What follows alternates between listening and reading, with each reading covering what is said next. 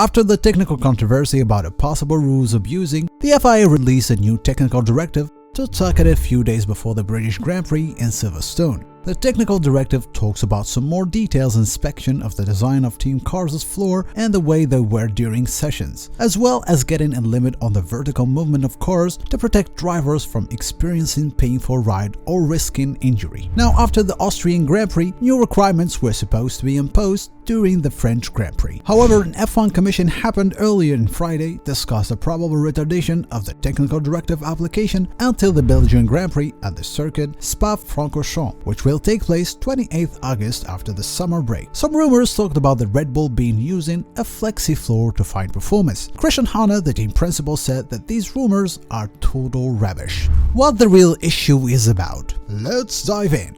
But before this, guys, if you are a Formula 1 fan, subscribe to our channel if you haven't already done it. To become a new member of our Formula Zoom family, activate the bell to receive our latest videos. Check out latest videos if you're looking for some informative ones. So the origin of this issue dates back to the porpoising technical directive released by the Formula 1 governing body, giving details about the tightening the control on the floor flexing, as well as the use of an aero oscillation metric or AOM in order to measure porpoising. All have begun before the pre-season testing in Spain, where the new 2022 Formula 1 rules appear to be heading to a change, giving more ground effect concept with more car downforce generated by airflow, which runs under the car floor. To be mentioned, this season's car have more venturi tunnels on the underside to manage the airflow direction. These changes made the team think about finding more alternatives and concepts to have a better performance. Teams, engineers, and technical staff studied these new data and concluded that maximizing the underfloor flow in these new generation cars will give them great results. With little floor flexibility, the car will have a better airflow, which will produce more ground effect and help rise the downforce. One of the other consequences of the setup direction triggered by the ground effect cars is that the teams will also be forced to run their cars with much stiffer suspension in a bid to ensure the ride height, as always, stable, which represent one of the results of the ground effect cars.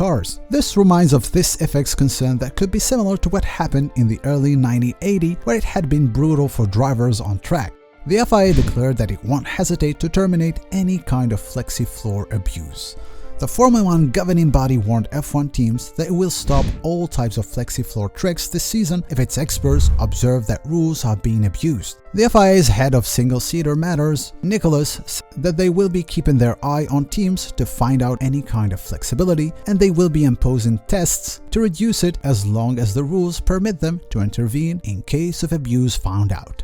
Regarding flexing the diffuser or the floor edges to go downward, we will be always keeping an eye on any flexibility that takes place, and we will be imposing when necessary tests to reduce such effects and so on. With the new regulation, it is inevitable that there may be some areas which were not properly predicted in terms of flexibility, and that may have to be enhanced as we go along. We will not hesitate to do that. The rules permit us to intervene if we find that some abuse is taking place in certain areas. Nicholas said that they understand perfectly the need to enhance their car's performance and improve techniques which imposes a closer car to the ground. Nicholas added that this is the concept of a professional competition. Cars must be hard to drive, and drivers must make the difference to win. We are aware the cars, in order to perform, need to run lower and closer to the ground. We want drivers to make the difference, and we want cars to be also difficult to drive, not easy. It's never easy, but you know what I mean. I think certain aspects to make cars a bit more aggressive to drive are quite important. It's a situation we'll be monitoring, but I don't think it is a cause for a significant concern.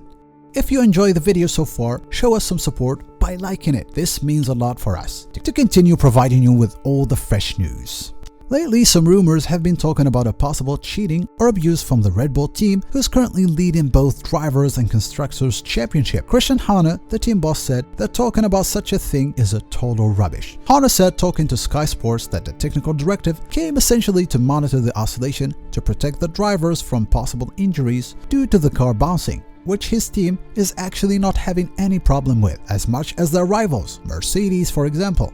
The technical directive is obviously focused on the bouncing and the porpoising, which certain cars have struggled with. I think it's due for the further discussion in the tag, which is the correct form for it. Horner got further insisting that the car porpoising isn't actually all teams' issue. Obviously, we saw at Silverstone, no cars were really affected by it. The argument being, is the duty of the competitor to make sure their car is safe, or is the duty of the FIA to ensure that the competitor runs their car safely? And he described Toto Wolff says about the flexing floors, describe it of a total rubbish and mixed issues. That's total rubbish. Total rubbish.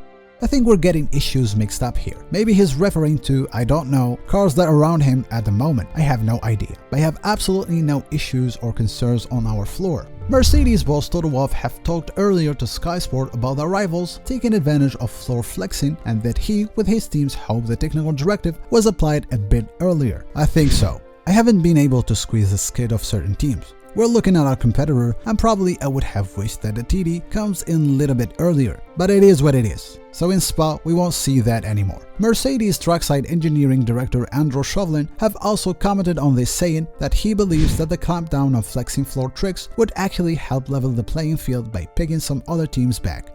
When it came to light, we realized there is opportunities that we've perhaps not been taking or exploiting, so it won't affect us in how we run our car. It may well be it affects our competitors, and by virtue of that we move a little bit closer.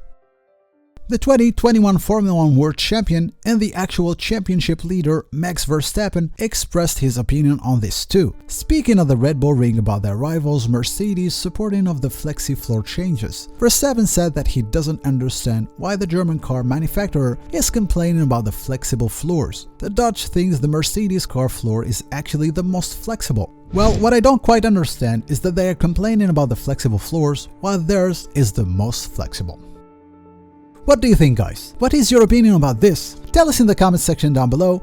Explain your opinion with arguments. We'll be reading all your comments. Don't forget to invite your Formula 1 community to watch this video. Thanks for watching. See you next time.